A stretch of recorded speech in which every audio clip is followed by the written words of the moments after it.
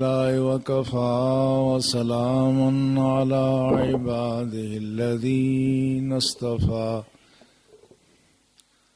أما بعد فأعوذ بالله من الشيطان الرجيم بسم الله الرحمن الرحيم يا أهل الكتاب لا تغلوا في دينكم وقد قال الله تبارك وتعالى في مقام آخر والذين آمنوا أشد حبا لله وقد قال الله تبارك وتعالى في آية أخرى النبي أولى بالمؤمنين من أنفسهم صدق الله مولانا العظيم قال الله تبارك وتعالى في شأن حبيبه الكريم إن الله وملائكته يصلون على النبي يا أيها الذين آمنوا صلوا عليه وسلموا تسليما اللهم صل على سيدنا مولانا محمد وعلى آله وأصحابه أجمعين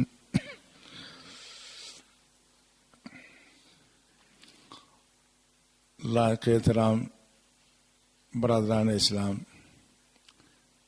اس وقت قرآن پاک کی 3 آیات مقدسہ کے اجزاء آپ حضرات کے سامنے تلاوت کرنے کا شرف حاصل کیا ہے۔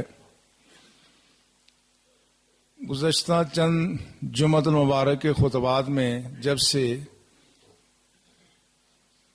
پاکستان میں حکومتی سطح پر یوم عشق نبی صلی اللہ علیہ وسلم منایا گیا، ہم محبت رسول کے عنوان پر گفتگو کر رہے ہیں۔ ارادہ یہ تھا کہ آج ہم اپنے سابقہ موضوع یعنی نکاح، طلاق اور ازدواجی زندگی سے متعلق عنوان پر گفتگو کا سلسلہ شروع کریں گے۔ گزشتہ جمعۃ المبارک میں خطبے کے اختتام پر میں نے گزارش کی تھی کہ اب ہمیں اپنے نصاب تعلیم میں محبت رسول کو باہر صورت شامل کرنا ہوگا، اور رسول اللہ صلی اللہ علیہ وسلم کی محبت یہ غیر کی محبت نہیں، یہ اللہ کی ہی محبت ہے۔ تاہم ایک اور نقطہ نظر جس کا بعض دفعہ سامنا ہوتا ہے اس کی وضاحت کی ضرورت محسوس کی گئی۔ آج اس گفتگو کو مزید طوالت دی گئی ہے۔ وہ نقطہ نظر یہ ہے کہ اللہ کے علاوہ باقی مخلوق کی محبت خواہ و انبیاء ہی کیا نہ ہو انسانوں کے لیے فتنے کا باعث بنی ہے۔ یہ کہا جاتا ہے کہ قرآنی آیت والذین آمنوا اشد حبا للہ، ایمان والے وہ ہیں جن کو سب سے زیادہ اللہ سے محبت ہے، اور دوسری 2 صورتوں میں اس بات کی وضاحت کی گئی ہے کہ گزشتہ اقوام میں بالخصوص عیسائیوں میں اور یہودیوں میں جو ایک قباحت پیدا ہوئی اس کا قرآن نے ذکر کیا، یا اہل الکتاب لا تغلو فی دینکم، اے اہل کتاب اپنے دین میں غلو نہ کرو۔ اور اس ضمن میں بخاری شریف کی وہ حدیث بھی بیان کی جاتی ہے کہ رسول اللہ صلی اللہ علیہ وسلم نے فرمایا، آپ نے ارشاد فرمایا کہ مجھے تم اس طرح سے نہ بڑھانا جس طرح عیسائیوں نے اپنے نبی کو بڑھایا، اور میں اللہ کا بندہ ہوں، مجھے اللہ کا بندہ اور اللہ کا رسول ہی کہنا۔ اس سے ایک نتیجہ یہ اخذ کیا گیا کہ انبیاء کرام کی محبتوں کے چرچے یہ شرک کا دروازہ کھول دیتے ہیں، اور جس طرح گزشتہ اقوام یہود اور نصارہ نے اپنے انبیاء کو جب بڑھایا چڑھایا تو ایک مرحلہ ایسا آیا کہ ان کی عبادت اور پوجا پرستش شروع ہو گئی۔ اس خوف کی بنیاد پر عالم اسلام میں بہت سارے ممالک کی سرکاری پالیسی یہ ہے کہ محبت رسول اور احترام رسول کے چرچے نہیں کرنے ہیں۔ آج ہم اسی بات کا قرآن و سنت کی روشنی میں جائزہ لینے کی کوشش کریں گے کہ دین میں غلو کیا ہے اور محبت رسول کا مقام کیا ہے۔ یہ موضوعات میں سب سے زیادہ نازک موضوع ہے، اس اعتبار سے کہ اس میں اگر ہم کسی نبی کی شان اس طرح سے بیان کریں کہ اس میں خدائی صفات کا اظہار کریں تو شرک ہوتا ہے، اور اگر کسی نبی کا مقام و مرتبہ بیان کرتے ہوئے بخل سے تنقید سے کام لیں اور اس کے کمالات کو چھپانے کی کوشش کریں تو آدمی پھر بھی ایمان سے نکل جاتا ہے۔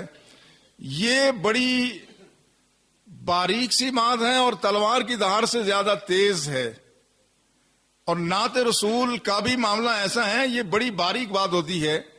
اب تو نعتوں میں لوگ بعض دفعہ گانوں کے انداز اختیار کرتے ہیں، اور ایسا کلام جو رسول اللہ صلی اللہ علیہ وسلم کے شایع نشان نہیں ہوتا، یہ بھی بڑی احتیاط کی ضرورت ہے، اس میں بھی دائرہ اسلام سے نکل جانے کا خطرہ ہوتا ہے۔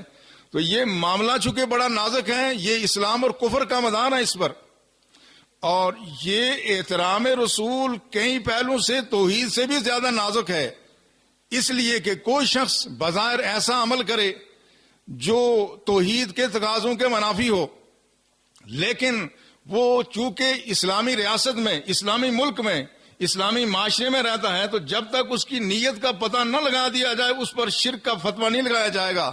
ہم کہیں گے یہ بات مجازی کہہ رہا ہے، چونکہ اس کا عقیدہ مسلمان ہونے کی وجہ سے یہ نہیں ہو سکتا، لیکن کوئی شخص مسلمان ہونے کے باوجود کوئی ایسی بات کرے جس میں توہین رسالت کا پہلو نکلتا ہو، اس کو اس پر معاف نہیں کیا جا سکتا، تعویل کی گنجائش یہاں موجود نہیں ہے۔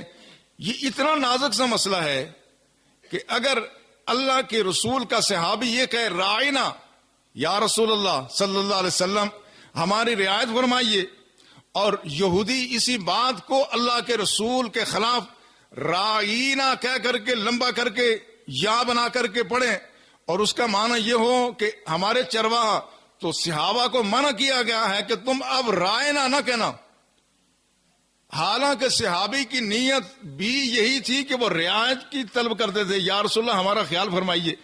یہ معاملہ بڑا نازک ہے، اس لیے اس پر بڑی توجہ سے قرآنی آیات اور احادیث پر بہت گہری دلچسپی کے ساتھ بات کرنے کی ضرورت ہے۔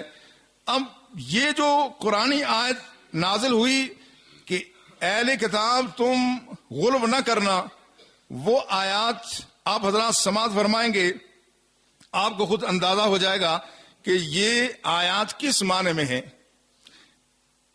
ایک مرحلہ ہے سورہ نساء کی آیت نمبر 171 ہے، یا اہل الکتاب لا تغلوا فی دینکم ولا تقولوا علی اللہ الا الحق، اہل کتاب دین کے معاملے میں غلو نہ کرنا، حد سے تجاوز نہ کرنا، اور اللہ کے بارے میں حق بات کے علاوہ کوئی بات نہ کہنا۔ انما المسیح عیسی ابن مریم کلمۃ اللہ، کلمۃ، یہ عیسیٰ ابن مریم کون ہے؟ جو اللہ کا کلمہ ہے۔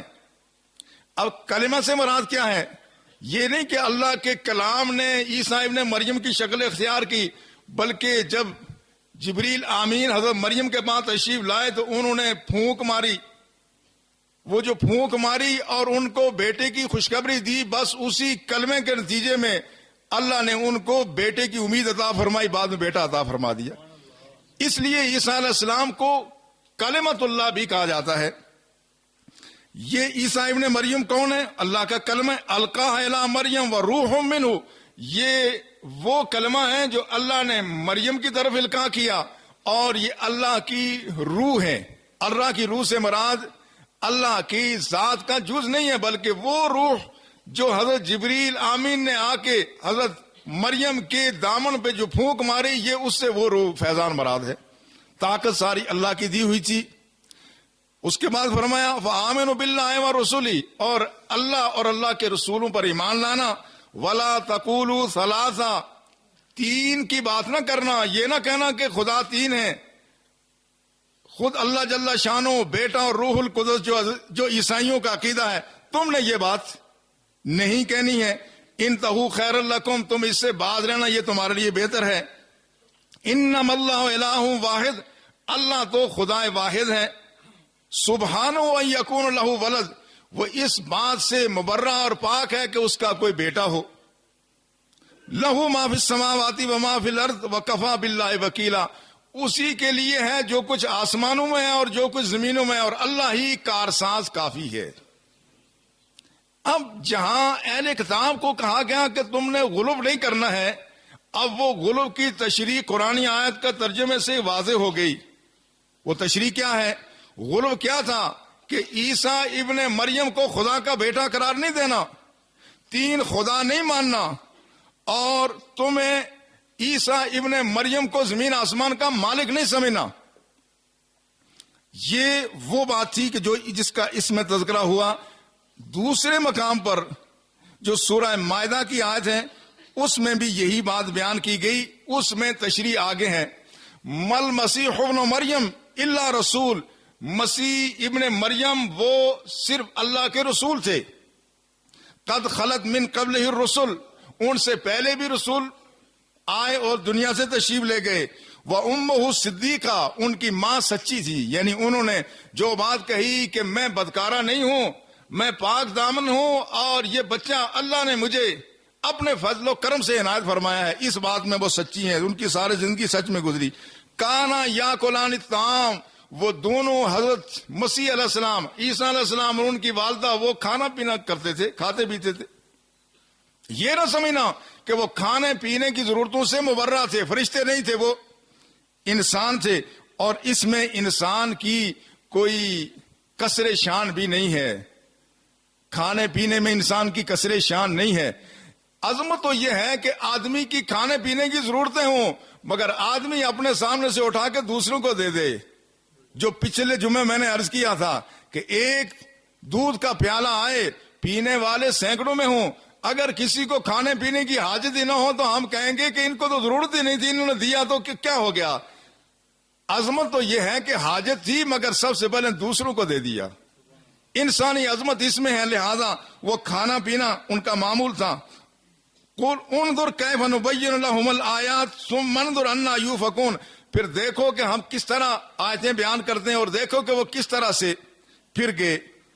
قُلْ اتعبدون من دون اللہ ما لا یملک لکم ضرا ولا نفع واللہ هو السمیع العلیم، آپ کہہ دیں کیا تم اللہ کو چھوڑ کے ان کی عبادت کرو گے جو کوئی نفع نہیں دے سکتے، نقصان نہیں دے سکتے، اور اللہ ہی سننے والا اور جاننے والا ہے۔ یہ ساری آیات بیان کر کے پھر کیا کہا؟ قل یا اہل الکتاب، اے حبیب صلی اللہ علیہ وسلم آپ اہل کتاب سے کہہ دیں لا تغلوا فی دینکم غیر الحق، تم نا حق دین میں غلو نہ کرنا۔ ان آیات کا ترجمہ سن کے ہی مفہوم واضح ہو گیا کہ غلو کا اصل مفہوم کیا ہے۔ اللہ کے علاوہ کسی کو معبود ماننا، اللہ کے علاوہ کسی کو یہ عقیدہ رکھنا کہ زمین و آسمان کی ہر چیز کا مالک وہ ہے، یہ وہ باتیں ہیں جو عیسیٰ ابن مریم سے متعلق باتیں ہوتی تھی، یا کسی کو خدا کا بیٹا قرار دینا، یہ دین میں غلو ہے۔ اگر کوئی آدمی ایسا غلو کرے گا جو اہل کتاب نے کیا، اب اس سے رسول اللہ صلی اللہ علیہ وسلم کا وہ فرمان بالکل بے غبار ہو کے سامنے آتا۔ اللہ کے رسول نے کیا فرمایا؟ بخاری اور مسلم کی حدیث ہے، مجھے اس طرح سے نہ بڑھانا جس طرح عیسائیوں نے اپنے نبی کو بڑھایا۔ انہوں نے کیسے بڑھایا؟ عیسیٰ ابن مریم کو اللہ کا بیٹا قرار دیا، عیسیٰ ابن مریم کو خدا کی خدائی میں شریک کیا اور عیسیٰ ابن مریم کی انہوں نے عبادت اور پرست شروع کر دی تھی. یہ تھا غلو. اب اس میں اگر یہ غلو ہے تو اس کا مطلب یہ ہوا کہ یہ غلو ہوگا، اس کے بعد کا جو معاملہ ہے وہ غلو نہیں ہوگا. البتہ ہمارے ہاں بعض دفعہ شرک کے معاملے میں اس کی تشریح و تعبیر میں ایسی غلطی کی جاتی ہے جس کے نتیجے میں لوگ الجھن کا شکار ہو جاتے ہیں. ایسی بہت ساری چیزیں ہیں جو قرآن کی نظر میں شرک نہیں ہیں، ان کو شرک بنا دیا جاتا ہے. اس کے نتیجے میں پھر اگر کسی کا احترام ہو اور محبت ہو، یہ بات اپنے طور پہ درست ہے. والذین آمنوا اشد حبا للہ، ایمان والوں کی سب سے زیادہ محبت اللہ کے ساتھ ہی ہوتی ہے. مگر اس کا ہرگز یہ مفہوم نہیں ہے کہ اس کے علاوہ کسی کی محبت وہ آدمی کو ایمان سے خارج کرتی ہے. اگر اس کا یہ معنی لیا جائے تو اللہ کے رسول کے اس ارشاد کا کیا مفہوم ہوگا؟ بخاری اور مسلم کی صحیح حدیث، لا یؤمن احدکم حتی اکون احب الیہ من والدہ وولدہ والناس اجمعین. تم میں سے کوئی شخص اس وقت تک مومن نہیں ہو سکتا جب تک کہ وہ مجھ سے اپنے والدین، اپنی اولاد اور تمام لوگوں سے زیادہ محبت نہ کرے. دوسری حدیث میں فرمایا ان نفسی، جب تک کوئی شخص اپنی ذات سے بھی زیادہ مجھ سے محبت نہ کرے اس وقت وہ مومن نہیں ہو سکتا. اب دوسری جگہ اللہ فرماتا ان نبی اولا بالمؤمنین من انفسہم، نبی اہل ایمان کے لیے ان کے جانوں سے بھی زیادہ پیارے ہیں. معلوم یہ ہوتا ہے کہ یہاں جو اللہ کی محبت سب سے زیادہ ہے، اس سے غیر کی نہیں، غیر کی نفی ہوتی ہے مگر اللہ کے اپنوں کی نفی نہیں ہوتی. والدین کی اولاد کے ساتھ، اولاد کی والدین کے ساتھ، اپنے والدین کے ساتھ محبت کرنا، کیا یہ عین ایمان ہے یا نہیں؟ اسی طرح سے جس طرح مخلوق کے ساتھ محبت اللہ کی ذات کے لیے ہو تو پھر یہ عبادت نہیں بنتی بلکہ یہ خدا کی عبادت بن جاتی ہے.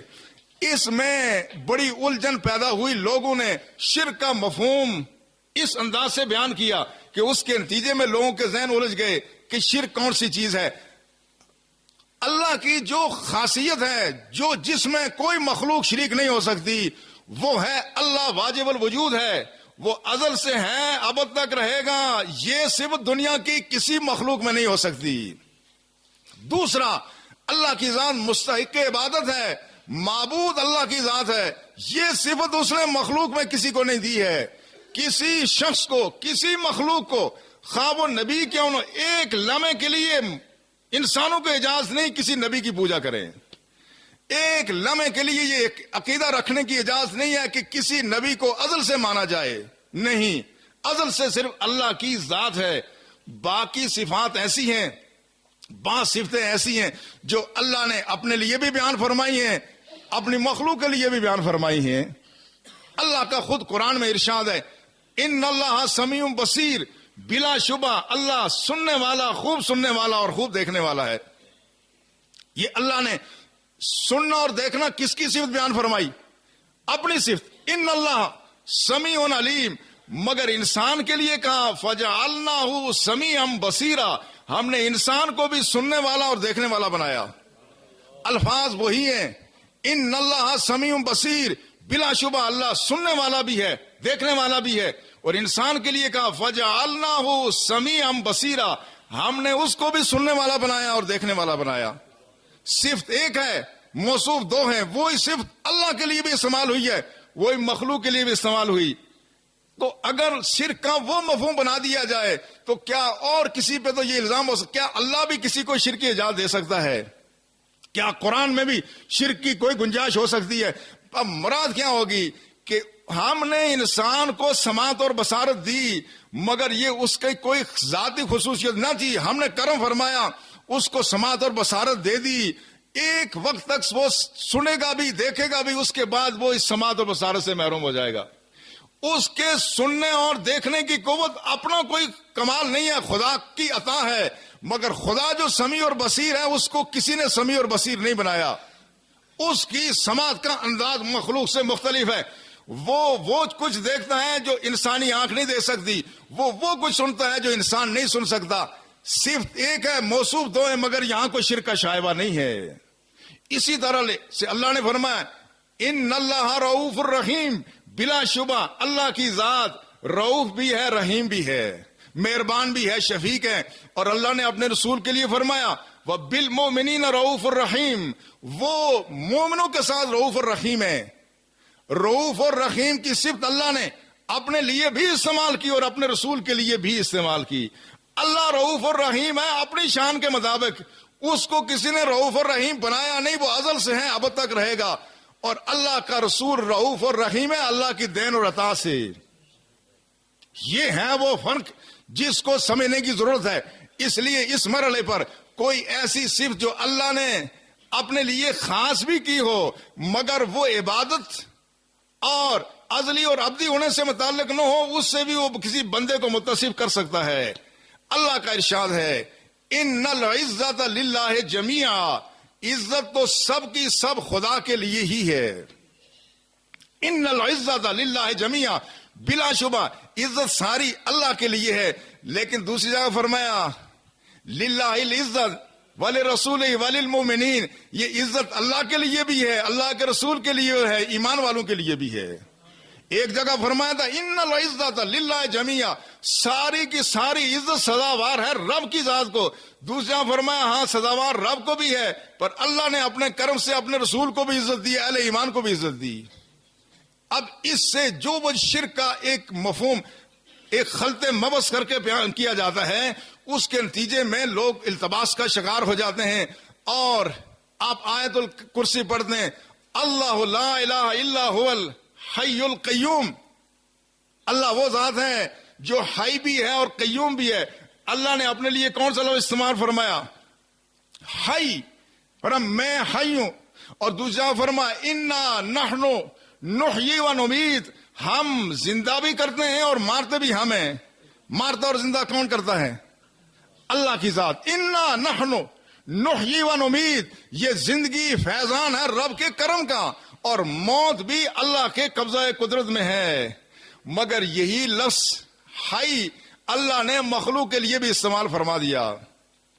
پیچھے ہم جو بحث کرتے چلے آ رہے ہیں اس میں نے ایک آیت گوش گزار کی تھی جس میں فرمایا کیا تھا کہ ہم نے وجعلنا من الماء کل شیء حی، ہم نے ہر چیز کو پانی سے زندہ کر دیا۔ لفظ حی استعمال ہوا، اللہ لا الہ الا هو الحی، اللہ وہ ہے جو زندہ ہے۔ پر اللہ فرماتا ہے ہم نے وجعلنا من الماء کل شیء حی، ہم نے پانی سے ہر چیز کو زندگی عطا فرما دی۔ اللہ زندہ ہے اپنی شان کے مطابق، وہ ازل سے ہے اب تک ہے، وہ زندگی کے لیے کسی کا محتاج نہیں ہے، مگر مخلوق کا ہر فرد اپنی زندگی کے لیے محتاج ہے رب کی ذات کا۔ یہ ہے وہ فرق جس کو سمجھنے کی ضرورت ہے۔ اگر یہ نہ سمجھا جائے گا تو پھر یہ جو فتوے شرکے لگتے ہیں یہ ایسے ہی لگتے رہیں گے۔ اور کمال بات یہ ہے کہ وہ بات وہ کہتا ہے نحیی و نمیت، زندہ بھی میں کرتا ہوں، مارتا بھی میں ہوں، مگر اس کے نبی عیسیٰ علیہ السلام کیا فرماتے ہیں؟ احیی الموتى باذن اللہ، کہا زندہ میں بھی کرتا ہوں مگر میں اللہ کے حکم سے کرتا ہوں۔ خدا زندہ کرتا ہے، وہ اس کو کسی نے یہ صلاحیت کسی نے نہیں عطا کی، اس کی ذاتی ہے، ازلی ہے، ابدی ہے، اور بندے کو اس نے خود عطا کی۔ اگر بندہ کسی کو زندہ کر بھی دے تو پھر بھی وہ خدا نہیں ہو سکتا۔ یہ وہ بنیاد ہے جس کو نہ سمجھنے کی وجہ سے لوگ غیر ضروری طور پر خدشات کا شکار ہو رہے ہیں۔ اب ذرا اس موضوع کی طرف پھر تشریف لائیں کہ اب اگر خدا کی محبت کا مطلب یہ ہوا کہ غیر کی محبت اگر کر دی جائے تو آدمی دائرہ اسلام سے خارج ہو جائے گا، یہ عقیدہ نہیں ہے۔ قرآن کیا کہتا ہے؟ ہم تو اب ہماری صورت یہ ہے کہ ہم نے خدا اور رسول کو الگ الگ خانوں میں بند کرنے کی کوشش کی ہے، مگر اللہ کی ذات نے اپنی ذات کو اور اللہ کے رسول کے احترام کو ایک ساتھ کیا۔ اطیعوا اللہ و اطیعوا الرسول، اللہ کی اطاعت کرو، اللہ کے رسول کی بھی اطاعت کرو، یہ اس کا غیر نہیں ہے۔ یہی ہے کہ جس نے لوگوں کو اطاعت کا انداز سمجھایا ہے۔ اب اگر قرآن میں اللہ جل شانہ فرماتا لا تجد قوما یؤمنون باللہ والیوم الآخر، آپ کسی قوم کو نہیں پائیں گے جو اللہ اور اللہ کے اور آخرت کے دن پر ایمان رکھتی ہے، یوادون من حاد اللہ و رسولہ، کوئی قوم، کوئی شخص جو مسلمان ہونے کا دعوے دار ہو، لا تجد قوما یؤمنون باللہ والیوم الآخر یوادون من حاد اللہ ورسولہ، کہ وہ جو اللہ اور اللہ کے رسول سے دشمنی رکھے وہ اس سے محبت کرے۔ اللہ کی ذات نے اپنی ذات کی محبت اور اللہ کے رسول کی محبت کو ایک ساتھ رکھا ہے کہ کوئی شخص اگر خدا کے رسول کی دشمنی کرے گا وہ خدا کی ہی دشمنی ہے۔ یہ جو پادری جنہوں نے رسول اللہ صلی اللہ علیہ وسلم کی شان میں بے ادبی کی ہے، کیا یہ خدا کو نہیں مانتے؟ خدا کو مانتے ہیں تو کیا خدا کو ماننا ہی کافی ہے نجات کے لیے؟ ہم کہتے ہیں یہ واجب القتل ہیں، یہ ملعون ہے۔ کیوں؟ انہوں نے خدا کے رسول کی نافرمانی کی۔ خدا کے رسول کی نافرمانی کرنا بھی ویسے ہی ہے جس طرح خدا کی ذات کی نافرمانی ہے۔ اس لیے اللہ جل شانہ نے ہر جگہ اپنے رسول کی عظمت اور محبت کو اپنے ساتھ رکھا ہے۔ اللہ کے رسول کی محبت بھی دراصل اللہ کی ہی محبت ہے، اور اللہ کے رسول کے ساتھ عداوت دراصل اللہ کی ہی عداوت ہے۔ لہذا اللہ کے رسول کے ساتھ محبت یہ توحید کو کمزور نہیں کرتی، توحید کو مضبوط یہی چیزیں کرتی ہیں۔ یہ تصور سرے سے باطل ہے کہ اگر غیر اللہ، معاذ اللہ، ایک دو غیر اللہ کی اصلاح یہ اتنی مکروہ اصلاح ہے کہ جس کو اللہ اپنا کہے، جس کو اللہ اپنا رسول کہے، جس کو اللہ اپنا حبیب کہے، اس پر غیر کی اصطلاح استعمال کرنا یہ صراحتاً بے ادبی اور گستاخی ہے۔ وہ غیر اللہ نہیں ہے، وہ رسول اللہ ہیں، وہ حبیب اللہ ہیں۔ ان کو غیر اللہ کے کھاتے میں ڈالنا یہ بھی نفسی بہت بڑی یہ زیادتی ہے اور دین میں تحریف ہے۔ لہذا جب ہم محبت رسول کی بات کریں گے تو پھر ہمارے سامنے معیار کون ہے کہ کیسی محبت کی جائے؟ اللہ کے رسول کی محبت میں مبالغہ شرعاً جائز ہے۔ اللہ کے رسول کی محبت میں مبالغہ شرعاً جائز ہے۔ یہ وہ غلب نہیں ہے جو اہل کتاب کرتے تھے۔ وہ غلب کیا ہے؟ کسی کو اللہ کا بیٹا قرار دینا، کسی کی عبادت کرنا، کسی بھی نبی اور رسول کی عبادت ایک لمحے کے لیے بھی شرعاً جائز اور درست نہیں ہے۔ مگر اللہ کے رسول کے ادب اور احترام میں مبالغہ کرنا یہ شرعاً جائز اور درست ہے۔ صحابہ کا عمل یہ بتاتا ہے۔ اللہ نے کہیں بھی قرآن میں اس بات کا پابند نہیں کیا کہ خدا کا رسول وضو کرے تو اس کے وضو کے پانی کو جمع کر لینا۔ شرعی طور پر حکم یہ ہے کوئی دوسرا شخص وضو کرے، اس کے جسم سے الگ ہونے والا پانی وہ مائع مستعمل ہے، یہ دوبارہ پاک نہیں کر سکتا خواہ خود پاک ہی کیوں نہ ہو۔ لہذا یہ شرعاً درست نہیں ہے۔ اللہ نے بندوں کو پابند نہیں کیا، مگر صحابہ کرام کیا کرتے ہیں؟ اللہ کے رسول وضو کرتے ہیں، اللہ کے رسول کے جسم سے الگ ہونے والے پانی کا کوئی قطرہ صحابہ کی کوشش یہ ہے کہ زمین پر نہ گرنے پائے۔ وہ لعاب دہن جو عام طور پہ کراہت کا باعث ہے، اگر وہ کوئی پھینکے تو کسی کو اجازت نہیں ہے۔ والدین کی لعاب دہن کو بھی لے کے منہ پر ملنا یہ شرعاً مکروہ ہے، ناجائز ہے، حالانکہ ان کا مقام مرتبہ ہے۔ مگر اللہ کے رسول کا لعاب دہن اگر وہ زمین پہ جائے تو صحابہ راستے میں اٹھا کے ہاتھوں پہ رکھ کے چہرے پہ ملیں، تو یہ صحابہ کا جو عمل ہے یہ بدھوں کی دنیا کے کام نہیں ہے۔ یہ اللہ کے رسول کے ساتھ لیجسلیشن جاری ہے، یہ قانون بن رہا ہے۔ اس بات کو ذہن میں رکھنا چاہیے۔ یہ کوئی ایسی یہ الو قسم کے لوگ ایسے نہیں کہ کوئی بیٹھ کے باتیں کرتے رہیں اور ان کی باتوں کا کہیں کوئی کسی ریکارڈ میں نہ آئے۔ یہ خدا کے رسول کے سامنے جو صحابی کام کرتا ہے یہ پارلیمنٹ ہے، یہ چلتی پھرتی پارلیمنٹ ہے۔ خدا کے رسول کے صحابی نے جس مرحلے پر جو کام کر لیا، خدا کے رسول نے اس کو منع نہ فرمایا، اس کی تعریف کر لی، قرآن میں اس کے خلاف حکم نازل نہ ہوا، یہ ملک کے لیے قانون بن گیا، یہ امت کے لیے قیامت کا قانون ہے۔ اللہ کے رسول کا لعاب دہن لے کر کے چہروں پر ملنا یہ محبت میں مبالغہ ہے، مگر یہ وہ غلب نہیں ہے، یہ مقصود میں ایمان ہے۔ اور اگر کوئی شخص یہ ایسا عمل کریں تو یہ وہ غلب نہیں ہوگا۔ اللہ کے رسول کی محبت کا چرچا یہ غیر کی محبت نہیں ہے، یہ اللہ کے رسول کی محبت ہے۔